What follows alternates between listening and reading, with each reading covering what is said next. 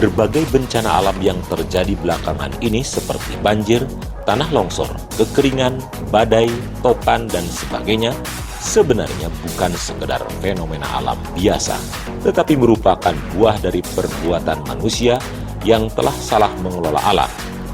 Banjir dan tanah longsor pada musim penghujan terjadi akibat manusia merusak hutan, sehingga semakin sedikit tempat untuk menampung air hujan, dan sebagai akibatnya pada musim kemarau terjadi kekeringan. Bencana longsor Cimanggung, Sumedang, Jawa Barat misalnya terjadi karena hutan dijadikan perumahan. Saya atas nama pendiri Gerakan Pemuda Peduli Lingkungan sekaligus menjabat sebagai Wakil Ketua GPPL Jawa Barat merasa prihatin dengan situasi yang terjadi saat ini, terutama situasi musibah yang menimpa wabil khusus di Jawa Barat. Hal ini GPPL bersikap mempunyai penilaian yang pertama bahwa kejadian musibah ini bukan hanya kejadian alam yang biasa, tapi kejadian alam yang luar biasa, dan ini pun atas kelalaian daripada manusia itu sendiri. Kelalaian manusia itu bisa dari dua faktor. Yang pertama faktor kebijakan, yang kedua dari unsur manusia itu sendiri.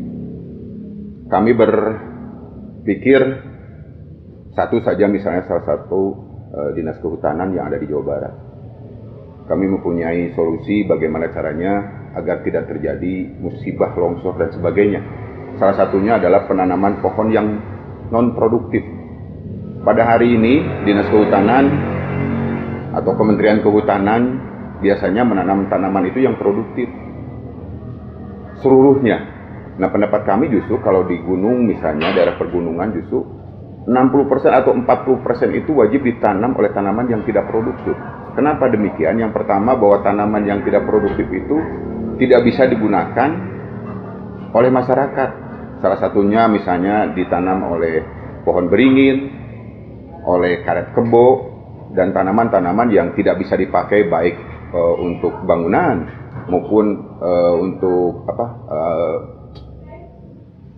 bahasa Sunda majang suluh gitu. Itu tidak bisa terlalu digunakan oleh masyarakat. Selain tanaman itu pertama bertahan berumur panjang, yang kedua menyerap air yang banyak, itu juga bisa mengembalikan ekosistem yang ada yang saat ini sudah hampir punah di kita, terutama Jawa Barat. Burung-burung yang dulu misalnya burung banyak sekarang jadi langka dan sebagainya, itu efek karena kerusakan hutan yang ada di pegunungan yang ada di Jawa Barat. Oleh sebab itu kami berharap ada kebijakan dari Dinas Kehutanan atau Menteri Kehutanan yang khususnya yang asalnya kawasan pegunungan dan kehutanan ditanami kembali oleh tanaman yang tidak produktif. Salah satu contoh, kalau pada hari ini ditanam oleh banyak buah-buahan, ditanami pohon mahoni, jengjen dan sebagainya, tidak salah. Memang tidak salah, tapi yang pertama tanaman tersebut itu suatu saat pasti ditebang. Suatu saat tanaman yang berbuah itu pasti diambil dan sebagainya. Nah, ini tidak menguntungkan terhadap ekosistem yang ada di lingkungan itu gitu. Kenapa demikian? Karena bisa saja kalau tanaman mahoni itu berjarah, diambil, apalagi masyarakat pada hari ini sedang kesusahan, bisa saja kehutanan itu ditebang karena memang alasan ekonomi. Tapi kalau tanaman yang ada di hutan kita adalah tanaman yang non produktif seperti beringin dan karet kebo, itu mereka tidak mungkin menjarah tersebut. Dan sekali lagi ekosistem yang ada itu akan kembali muncul. Binatang-binatang, burung-burung, semuanya akan kembali itu. Salah satu contoh misalnya di Subang. Kenapa seumur hidup saya punya di Subang belum pernah terjadi bandang yang luar biasa. Tapi kenapa kemarin sempat terjadi? Karena memang di hutannya itu sudah mulai gundul gitu. Kemarin ada inisiator dari Pak Bupati, alhamdulillah bekerja sama dengan SM yang lain, dengan organisasi yang lain. Tapi penanamannya yang disayangkan buah-buahan. Nah, ke depan mungkin bisa ada kebijakan untuk ke depan. Saya kira Dinas Kehutanan yang ada di provinsi harus turun tangan nih sekarang. Baik yang ada di harus turun tangan ke wilayah-wilayah. Bagaimana caranya membina kembali desa hutan dan sebagainya, kolaborasi antara masyarakat hutan dan hutannya itu dikembalikan lagi. Insya Allah dengan konsep seperti itu tidak akan terjadi musibah yang begini. Yang kedua, salah satu contoh misalnya Aqua di Subang. Pada hari ini karena sudah dilegalkan, tidak apa-apa terjadi eksploitasi air. Tapi yang terpenting dari Aqua tersebut juga harus ada feedbacknya kepada lingkungan. Bukan hanya bersifat materi kepada masyarakat, tapi juga bersifat tanggung jawab terhadap lingkungan yang di hulunya, di hutannya tersebut. Bagaimana caranya hutan yang hari ini menghasilkan air, tetap menghasilkan air. Jangan sampai justru airnya diambil terus, tapi di daerah puncaknya, di gunungnya tidak terkontrol. Nah itu, hal seperti itu. Yang kedua juga arah pembangunan.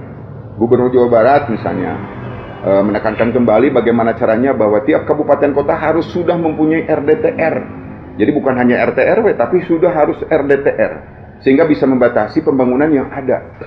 Cimahi, KBB dan sebagainya, bagaimana caranya terintegrasi. Kalau RDTR-nya sudah ada, itu tidak akan ada lagi misalnya hari ini perumahan memang tidak boleh karena KBU dan sebagainya, salah satu contoh Cimahi dan KBB.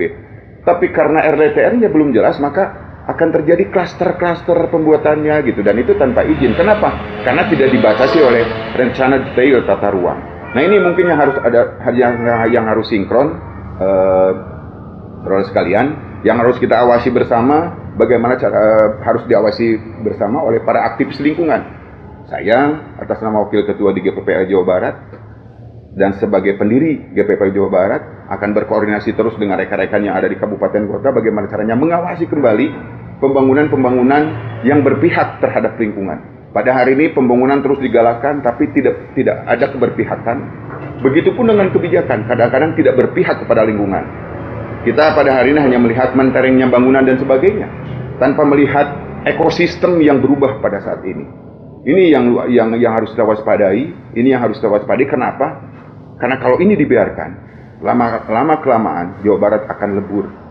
Yang asalnya subur akan hancur. Nah ini yang harus kita waspadai pada hari ini. Jadi sekali lagi, saya himbau, saya meminta kebijakan kepada Dinas Kehutanan, Dinas Perkebunan, Dinas Pertanian, terutama Dinas Kehutanan. Saya berharap bagaimana caranya bahwa hutan yang ada di Jawa Barat ini tetap lestari. Penanaman tetap, reboisasi tetap, penghijauan tetap, karena anggarannya pun besar. Tapi bagaimana caranya bahwa hutan itu tetap terlindungi dengan cara menanam tanaman yang tidak produktif. Yang ada tapi tidak harus semuanya, karena memang harus ada yang bisa dijadikan lahan produktif. Minimal 40% lah. 40% hutan yang ada di Jawa Barat tanami sama tanaman yang tidak produktif. Tadi salah satu contohnya beringin. Insya Allah itu bukan hanya hijau, bukan hanya menghasilkan oksigen yang bagus, bukan hanya bisa menahan erosi, tapi sekaligus akan mengembalikan sistem atau ekosistem yang ada, yang sementara ini akan punah. Ya, tadi seperti binatang dan sebagainya akan kembali lagi.